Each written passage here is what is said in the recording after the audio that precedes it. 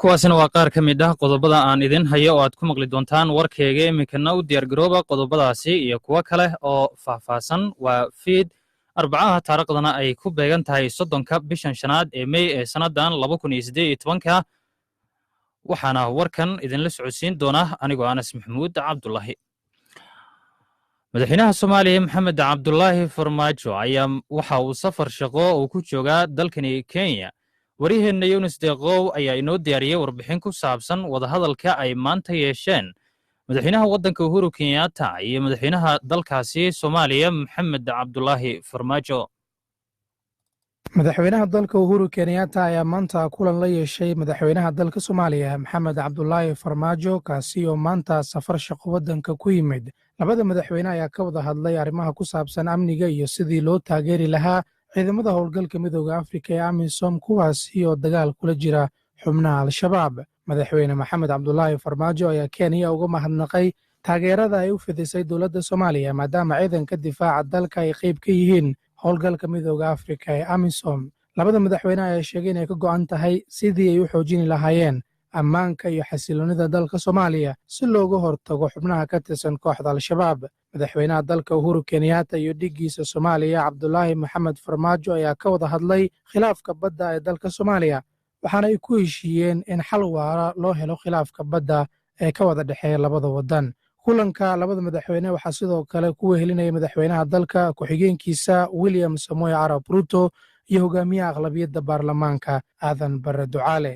23 Maarso sanadii 2017 ayaa waxaa markii ugu horreysay uu madaxweyne Farmaajo booqasho ku yimid dalkani Kenya. booqashadaana uu ku soo aaday wax yar kadib markii baarlamaanka Soomaaliya ay u codeeyeen madaxweynaha. wuxuu xilligaas joogay 3 maalmood wuxuuna kulan la yeeshay madaxweyne Uhuru Kenyatta, madaxda Soomaalida ee dalka iyo jaaliyadda Soomaaliyeed ee ku dhaqan dalkani Kenya. waxyaabihii isaga iyo madaxweyne Uhuru Kenyatta ay ku heshiiyeen waxaa ka mid ahaa duulimaadyada tooska ee Muqdisho iyo Nairobi, xuduudda labada waddan oo la isku furo, iskaashi dhanka ammaanka ah, Kenya inay tababarto dhaqaatiir Soomaaliyeed iyo in farsamooyinka gacanta la baro qaxootiga Soomaaliyeed ee ku dhaqan Dadaab. 2 bishan May madaxweynaha dalka Uhuru Kenyatta khudbad ayuu ka soo jeediyey dhismaha baarlamaanka waxayna si weyn u taabanaysay arrimaha Soomaaliya waxaana madaxweynaha uu ku eedeeyey inay jiraan dowlado shisheeye oo faragelin ku haya dowladda Soomaaliya. Our region, honorable members, is not at peace. Somalia remains troubled, unfortunately largely by foreign agents. gobolkeenna xubnaha sharafta leh ma aha mid nabad ah. Soomaaliya dhibaatooyin ayaa ka jira. waxaa weliba faragelin ku haya dowladaha shisheeye. waxay wiiqayaan awoodda dowladnimo. waxay kala qaybinayaan shacabka Soomaaliyeed. waxay meesha ka saarayaan guulihii ay gaareen ciidamada AMISOM. waxaan xasuusannahay in walaalaheenna Soomaaliya ay doonayaan in horumarro ay gaaraan. inagana horumarro waan gaari karnaa haddii ay nabad yihiin. Kenya iyo Soomaaliya waa laba waddan oo jaar ah oo haddana walaalaha waxayna iska kaashadaan dhan weliba. waxaana iskaashigaasi qayb ka ah ciidamada howlgalka midowga Afrika ee Soomaaliya ku sugan oo la dagaalama xubnaha ka tirsan ururka Al-Shabaab. Yunus Deeqow, Radio Midnimo, Nairobi. wakiilka dumarka ee countigaasi Garissa Canab Subow Guure ayaa maanta waxa ay markaasi booqatay dugsiyada magaalada Garissa oo qaarkood ay ku nool yihiin shacabka barakacayaasha oo ay markaasi soo barakiciyeen fatahaadka webiga Tana. wariyaheenna Garissa Hashim Ismaaciil Kosaar ayaa inoo qaada dhigaya qodobkaasi. wakiilka haweenka maamul goboleedka Garissa Marwa Canab Maxamed Subow ayaa maantay booqatay 3 goobood oo ay ku jiraan barakacayaasha kaasoo ay gaarsiisay gargaar sida ay ku sheegtay waraysi khaas ah oo ay siisay idaacadda Radio Midnimo. maanta waxaan aaday 3 goobood oo biyaha ay zaid u saameeyeen ay ku nool yihiin dadkii barakacayaasha ahaayeen. marka waxaan ka soo bilaabay Iftiin, dadkii waan soo maray, macaawitaan yar baan u geeyey, intii agoodayda baan u geeyey. insha Allah dadkana wax ma u qabanayna haddii Ilaahay yarado. kadib waan ka tagnay barakacayaasha Nyang Muslim aan tagnay ayagana Soomaali iyo Muunya iyo Kenyaanka dhan iskugu jiraan. wixii aan hayay agoodayda waan u geeyey ayagana.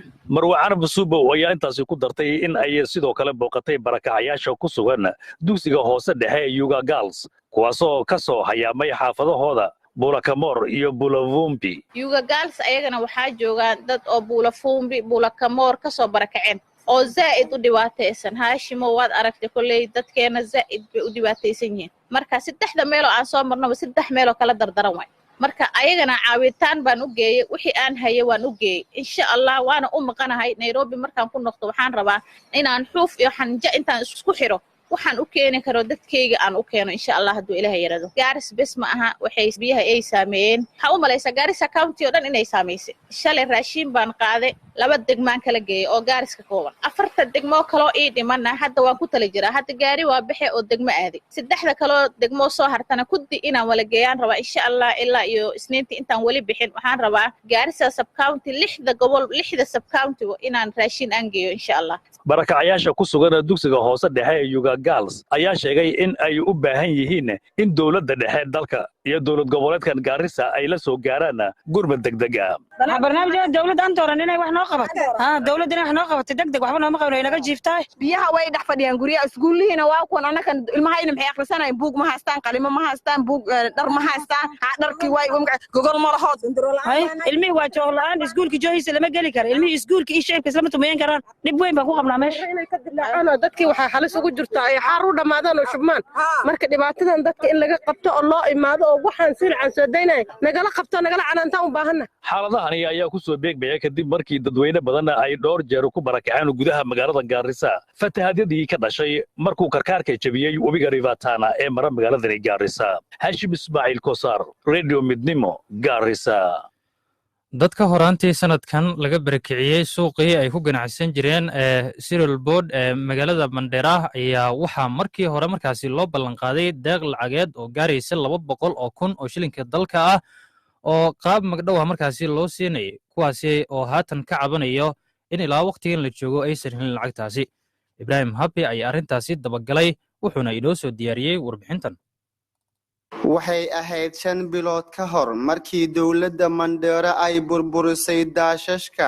iyo dabakaayadii ku dhisnaan jiray hareeraha xarunta kaydka raashinka ee cereal board oo dabadeedna uu gaabanaha u ballan qaaday dadka goobta laga barakiciyay lacago kumanaan kun ah oo uu sheegay in dadkaasi masaakiinta loogu deeqo maadaama laga jijibiyay meelihii ay ka heli jireen qutulyoonka noloshooda lacagtaasi oo dawladda countiga loo damiintay ayaa ilaa haatan soo bixin waxaana cambaareynayo guddiga u dooda xuquuqda bani'aadamka Mandera Nuur Cabdow Ahmed waa madaxa xiriirka u dooda xuquuqda bani'aadamka Mandera wuxuu sheegayaa in lacagtaasi ay caawin lahayd dadkani haddii la siin lahaa yamaan dhan arin dhula socota gaas ahaan arinta hadda maanta aan ka hadlahayn culayska nagu hayso waxa waaye arintii suuqa qaadkii agagaarkiisa bishii labaad waxaa jirta in la dudumiyey suuqa qaadka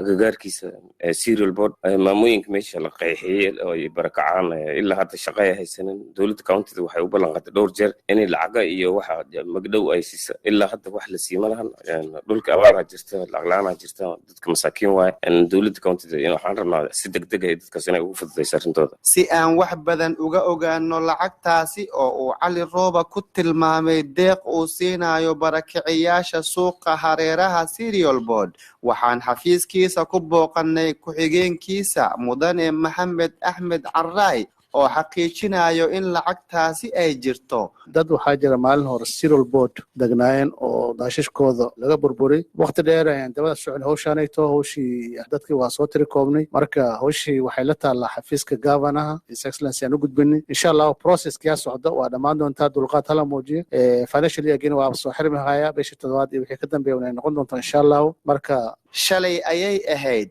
markii warbixin ku saabsan maaweelada ay ku jiraan ganacsatada saylada qaadka aan sii daynay kadib markii suuqa laga bilaabay dhismaha derbiga dheer oo lagu wareejinayo suuqa qaadka Mandera dadkuna waxay isla dhex marayaan in suuqa markii la wareejiyo lagala wareegi doono dadkani haatan ku ganacsanayo Ibrahim Happy Radio Midnimo Mandera wasiirka beeraha iyo waraabka dalka Mwangi Kiunjuri ayaa maanta ka soo hormuuqday guddiga beeraha ee aqalka baarlamaanka dalka waxaana wax laga weydiiyey lacagaha la sheegay in laga lunsaday laanta qaran ee keedinta wax soo saarka beeralayda waddanka Mr. Kiunjuri ayaa su'aalaha kala kulmay xubnihii aqalka baarlamaanka dalka ee su'aal weydiiska ku sameeyay waxaana uu ballan qaaday inuu soo bandhigi doono dhammaan inta lunsatay 2 bilyan ee shilinka dalka ee markaasi la sheegay in la waayay wasiirka ayaa sheegay in baaritaanno ay weli ku hayaan islamarkaasina ay jiraan ganacsato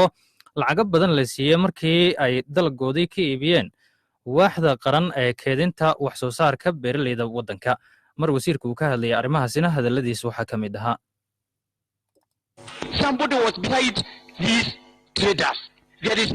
waxaa jiray qof ka dembeeyey ganacsatadan. ma dhacayso inaad galley keentid oo lacag lagu siiyo hal maalin ama 3 maalin oo isku xigta. runta waa la ogaan doonaa. aniga runta haddii aan idiin sheego xafiiskeenna wax khalad ah ma lahan.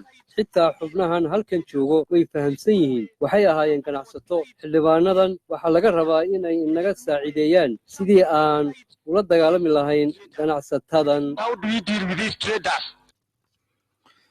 kadib maalmo badan oo siyaasiyiinta iyo kenyaanku ay isla dhex marayeen hadallo kala duwan, waxaa maanta madaxweynaha waddanka Uhuru Kenyatta uu ka hadlay sababta isaga iyo Raila Odinga ay markaasi u kulmeen, islamarkaana ay ugu heshiiyeen inay isla shaqeeyaan. waryaheena Burhaan Faarax Burhaan Bikalo ayaa inoo qaada dhigay qodobkaas. madaxweynaha dalka Uhuru Kenyatta ayaa maanta ka hadlay heshiiska wada shaqaynta ee u dhaxeeya isaga iyo hogaamiyaha mucaaradka dalka Raila Odinga, waxaana uu sheegay in kaliya ay u midoobeen sidii ay u horumarin lahaayeen waddanka.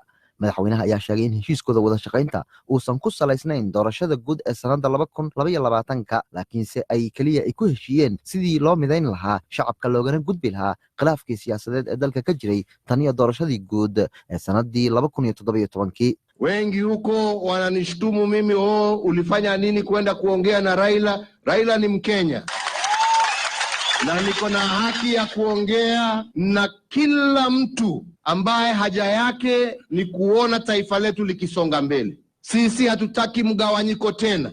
Mwajua ya kwamba msingi wa chama chetu pia kama Jubilee tukiwa na Mheshimiwa Ruto ilikuwa kuunganisha jamii za Kenya. madaxweynaha ayaa sidoo kale ugu baaqay madaxda dalka in ay isla shaqeeyaan ayna ku dadaalaan sidii shacabka loogu adeegi lahaa. madaxweyne Uhuru Kenyatta ayaa sheegay in mucaaradka iyo dowladda ay ka siman yihiin dhanka mashaariicda horumarka leh ee Kenyaanka ay u baahi qabaan, sidaas daraaddeedna loo baahan yahay in la isla wada shaqeeyo. madaxweynaha ayaa ugu baaqay xildhibaanada waddanka in ay joojiyaan hadallada propagandada ah oo ay faafinayaan, waxaana ugu baaqay in ay ka shaqeeyaan horumarka waddanka. Unaona hapa tumekaa, mimi nimesema hata Babu Owino ambaye amekaa hapa sio adui yangu, ni rafiki yangu. Tuendelee. Haja ni tujenge. Aladwa ni ndugu yangu, tuendelee. Viongozi hawa wote wa Jubilee ni ndugu zangu, tuendelee. Tuache porojo, tuache upuzi, tufanye kazi ya kuinua hali ya hawa wananchi jameni. tani ayaa ku soo aadaysa iyadoo siyaasiyiinta dalka qaarkood ay heshiiska wada shaqaynta Raila iyo Uhuru u fasirteen in uu yahay mid lagu doonayo in madaxweyne ku-xigeenka waddanka William Ruto looga hor istaago hamigiisa siyaasadeed ee sanadda 2022. aad iyo mahadsan waryaheena Burhaan Faarax Burhaan Bikalo oo qodobkaasi inoo faahfaahinaya. isla wararka dalkaynu ku guda jirnay, shacab badan oo aan u dhalan dalka ayaa weli isdiiwaangelinaya, waxaana ay codsanayaan ogolaanshiyaha shaqo ee waddanka. waryaheena Maxamed Yuusuf Colow ayaa inoo faahfaahinaya qodobkaas. xafiisyada socdaalka dalka ayaa waxaa ka bilaabatay diiwaangelinta dadka aan u dhalanin dalka ee nolol maalmoodkooda ka soo saarta waddanka. shacab badan ayaa maanta soo buuxdaafiyey xarunta dhexe ee waaxda socdaalka dalka ee Nyayo, kuwaasi oo codsanaya ogolaanshiyaha shaqo ee waddanka. ganacsatada Hindida ee ku dhaqan dalka ayaa sheegay inay diyaar u yihiin inay u hoggaansamaan amarada ka soo fulay dowladda, maadaama maalgashi ay ku samaysteen waddanka. subaxdii abbaara 8 ayaan safkan galay. waxaad halkan ugu jeedaa 4 saf. marka ugu horreyso waa lagu diiwaangelinayaa, kadib saxiixa ayaa lagaa qaadayaa. markii qaab casri aad u saxiixdo kadib suulka ayaa saaraysaa. markaas kadibna waxaa lagu siinayaa rasiidkan aan hayo. shaqaalaha waxda socdaalka waa dad aad u fiican, si wanaagsan ayay noola macaamilayaan. waxay shaqo wanaagsan u qabanayaan dadkeena ajnebiga ah. ma jirto wax caqabada oo aan la kulmay. aad ayaan ugu faraxsanahay, sidoo kalena aad ayaan ugu qanacsanahay. shalaytu ay ahayd markii wasiirka arrimaha amniga gudaha dalka Dr. Fred Matiang'i uu ku goodiyey in waxa ka dambeeyo 22 July la samayn doono howlgal lagu bartilmaameysanayo shacabka aan isdiiwaan gelinin ee aan dalbanin ogolaanshiyaha shaqo ee waddanka. 22nd of July, the Inspector General is putting together 22 July, taliyaha guud wuxuu asaasayaa 2 ama 3 cutubyo. waxaan ku wareegi doonaa waddanka dhammaan dadka aan sharciga haysanin dadka aan dokumentiyada haysanin iyo dadka aan ogolaansho shaqo haysanin waxaan xaqiijin doonaa inaan dalka ka saarno. At the risk of sounding ruthless, we will get them out of our country. Dowladda dalka ayaa sheegtay inay diiwaan gelinayso dadka ajnabiga ah ee ka shaqaysta waddanka kuwaasi oo aan haysanin ogolaanshaha shaqo ee waddanka. aad ayuu mahadsan waryaheena maxamed yuusuf culo oo qodobkaasi inoo faahfaahinayey. guddiga imtixaanaadka dalka ee loo soo gaabiye NEC ayaa maanta sheegay inay si weyn isugu diyaariyeen imtixaanaadka qaran ee dalka ee KCPE iyo weliba KCSE. guddiga NEC ayaa sheegay in maanta ay wax iska weydiiyeen sida ay isugu diyaariyeen imtixaanadaasi qaran ee dalka, waxaana ay sheegeen in sidoo kale ay wax iska weydiiyeen ka hortegidda falalka qishi ku salaysan oo ardayda ay ku kacaan xilliyada ay ku guda jiraan imtixaanada qaran ee waddanka.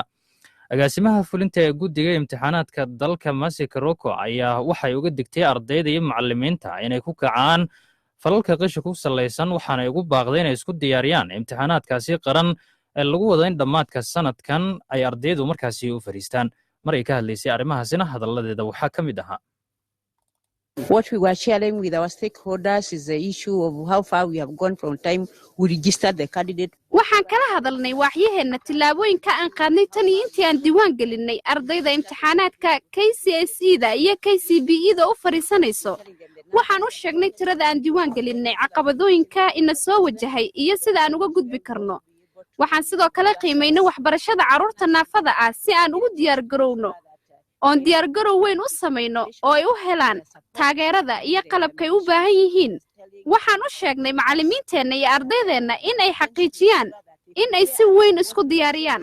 Our teachers and our students to ensure that they prepare adequately. iminkana warbixin qaas ah oo ku saabsan baryahan dambe dalku waxaa si aad looga hadalhayey lacagta la sheegay in markaasi laga lunsaday laanta qaran ee adeegga dhalinyarada waddanka ee loo soo gaabiyey NYS. xilligan dalka oo lacagtaasi la lunsay laga hadalhayo, waryaheena Nairobi Yunus Deqo ayaa warbixin kooban waxa uu inooga diyaariyey shaqooyinkii ay soo qabteen Richard Ndubai oo isagu ah agaasimaha laanta dhalinyarada qaranka ee NYS iyo Lilian Omolo oo markaasi maanta xabsiga Langata ku xanuunsatay kadibna loola cararay isbitaalka. Richard Ndubai waxa uu sanadii 2016 aqbalay soo magacaabidii madaxweyne Uhuru Kenyatta oo magacaabay inuu noqdo agaasimaha waaxda qaran ee dhalinyarada ee NYS-ta. Mr. Ndubai oo dhowr jeer isku sheegay inuu leeyahay 20 sano oo khibrada una ka takhalusayo musuqmaasuqa ayaa hadda ku dadaalaya sidii uu badbaadin lahaa magaciisa iyo shaqadiisa. Ndubai ayaa waxaa loo magacaabay hoggaanka NYS-ta kadib markii la soo daristay waaxda musuqmaasuq baahsan oo lacag dhan 791 milyan laga lunsaday waaxda qaran ee adeegga dhalinyarada. Ndubai ayaa ku takhasusay qandaraasyada fulinta, waxaana uu dhaqangeliyey sharciyo waqti xaadirkan laga isticmaalo laamaha kala duwan ee dowladda. madaxweynihii hore ee dalka Moi Kibaki ayaa horey waxa uu Mr. Ndubai ugu soo magacaabay jagada xogayaha joogtada ee wasaaradda dib u habaynta waaxyada dowladda. Ndubai ayaa waxaa 30 sano ugu dambeeyey waxa uu ka shaqaynayay xafiisyada adeegga dadweynaha. haweeneyda ahayd xogayaha joogtada ee wasaaradda dhalinyarada Lilian Mbogo Omolo ayaa iyana waxaa loo soo magacaabay xilkaasi sanadii 2015. Lilian Mbogo Omolo waa 44 sano jir, waxayna muddo 18 sano ah la shaqaysay hay'adda qaramada midoobay u xilsaaran barnaamijyada horumarinta ee UNDP-da oo ay ka ahayd maamulaha mashruuca dib u habaynta waaxda dadweynaha intii u dhaxaysay sanadii 2005 iyo sanadii 2011. Amolo oo maanta loola cararay cisbitaalka dib markii ay ka xanuunsatay xabsiga dumarka ee Langata ayayna ku soo biirtay waaxda NYS-ta 2 sano iyo bar ka hor, waxaana xilligaas lacag dhan 791 milyan laga lunsaday waaxda qaran ee adeegga dhalinyarada. waxay si weyn uga jawaabtay su'aalihii ay weydiiyeen guddigii ku sameynayay turxaan bixinta 11 Disembar sanadii 2015. Omolo ayaa haysataa shahaadada masterka ee waxbarashada ganacsiga oo ay kaga qalin jebisay jaamacadda Illinois ee dalka Mareykanka iyo sidoo kale digriga waxbarashada oo ay ka samaysay jaamacadda Kenyatta University. ka hor inta aanan loo soo magacaabin xilka xogayaha joogtada, Omolo ayaa waxay ahayd madaxa fulinta iskaashiga cusub ee nabadgelyada Afrika ee NEPAD. guddigii turxaan bixinta ku sameynayay ayaa warbixin uu ka qoray Lilian Mbogo ku sheegay inay ahayd shakhsi u hoggaansamay shuruucda canshuurta dalka Omolo ayaa waxaa loo magacaabay xogayaha joogtada ee wasaaradda dhalinyarada kadib markii madaxweyne Uhuru Kenyatta shaqada ka eriyay Mr. Peter Mangiti. Yonis Deqow, Radio Midnimo, Nairobi. wararka Soomaaliya iyo caalamka intiisa kale kala soco Radio Midnimo mideenta bulshada.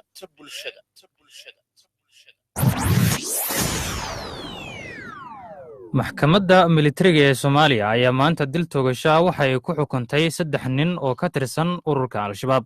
3daasi nin ayaa lagu eedeeyay qayb ka ahaayeen weerarkii lagu qaaday hotelka Naasa Hablood 2 oo markaasi dhacay 28 bishii 10aad ee Oktoobar ee sanadkeenu soo dhaafnay. weerarkaasi waxaa ku dhintay dad badan oo isugu jiray xildhibaano, rayid iyo weliba shakhsiyaad kaleba. maxkamaddu markay dhegaysatay qiraalka eedaysanayaal Farxaan Maxamed Samatar oo magaciisa afgarashada ah loo yaqaano Suhayb, 2 Cabdinaasir Dhaqane Xasan oo magaciisa afgarashada ah loo yaqaano Cabdixamiid Qoslaaye, 3 Abshir Maxamed Xaaji Buule oo magaciisa afgarashada ah loo yaqaano Yaxye, ay ka hor cadeeyeen maxkamadda horteeda in ay ka tirsan yihiin ururka Al-Shabaab isla markaana ay ka mid ahaayeen koox weerar ku qaaday hotel Naasa Hablood 28 bishii 10aad 2017.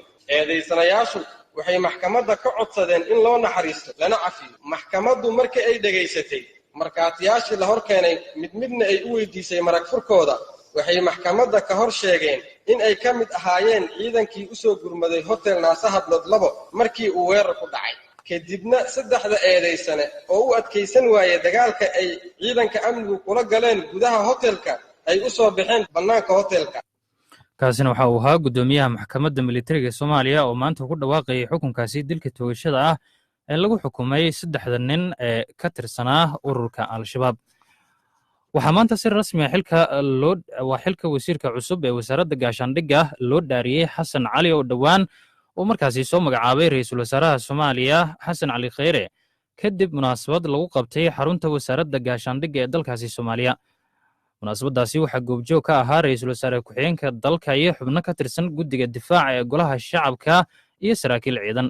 abaandulaha ciidanka xoogga dalkaasi Soomaaliya Jeneraal Cabdulaahi Cali Caanood oo ugu horeyn ka hadlay munaasabadda ayaa sheegay in si dhow ay ula shaqayn doonaan wasiirka cusub ee wasaaradda gaashaandhigga ee dalkaasi Soomaaliya.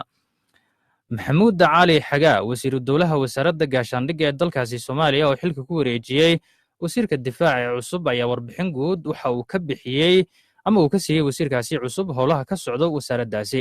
wasiirka gaashaandhigga mudane Xasan Cali ayaa uga mahadnaqay waxyaabihii ay markaasi soo qabteen wasiiradii ka horreeyay isagoona ballanqaaday in howshaasi uu halkeeda ka sii wadi doono. ugu dambeyntii waxaa goordhoweyd la fashiliyey weerar la doonayay in lagu qaado xarunta dhexe ee wasaaradda amniga gudaha ee dalkaasi Afghanistan, waxaana halkaasi lagu dilay ilaa 10 ka mid ah dagaalamayaashii hubeysnaa ee weerarkaasi soo qaaday. 2 qof oo naftood horayaal ah ayaa isu qarxiyey afaafka hore ee dhismaha wasaaradda amniga ee gudaha ee dalkaasi Afghanistan, kadibna dabley ayaa isku dayday inay gudaha u galaan dhismahaasi, laakiinse waxaa ka hortegay ciidamadii aagga joogay. hal askari ayaa la sheegay in la dhaawacay halka 5 kale oo ka tirsan booliska xaruntaasina hal askari ayaa la sheegay in la dilay halka 5 kale oo ka tirsan booliska xaruntaasina la dhaawacay. Najiib Danish oo ah afhayeenka wasaaradda amniga gudaha ee dalkaasi Afghanistan ayaa sheegay in ciidamadu ay si weyn uga hortageen raggii weerarkaasi soo qaaday, waxaana uu intaasi ku daray weli baaritaano la sameynayo. xubno ka tirsan kooxda isugu yeerta dowladda Islaamiga ee ISIS ayaa isla markiiba sheegtay mas'uuliyadda weerarkaasi. iminkan ammaanka guud ee caasimadda Kabuul ee dalkaasi Afghanistan ayaa si weyn loo adkeeyey, iyadoo maalmihii ugu dambeeyayna dowladdu ay isku dayeysay inay ka hortagto weerarada ay soo qaadayaan xubnaha ka tirsan ururka Taliban. warkaasi ku saabsan weerarkan maanta la doonayay in laga fuliyo dhismaha wasaaradda amniga ee dalkaasi Afghanistan ayaa ugu dambeeyey warbixin naga soo gaaray gudaha dalka iyo daafaha caalamka, waxaana warkan idinla socodsiinayay anigoo Anas Maxamuud Cabdullaahi. tan ismaqalkeena dambe oo warkan kiisa kale aan ku kulmi doono waxaan idinkaga tegaya sidaas iyo nabadgelyo.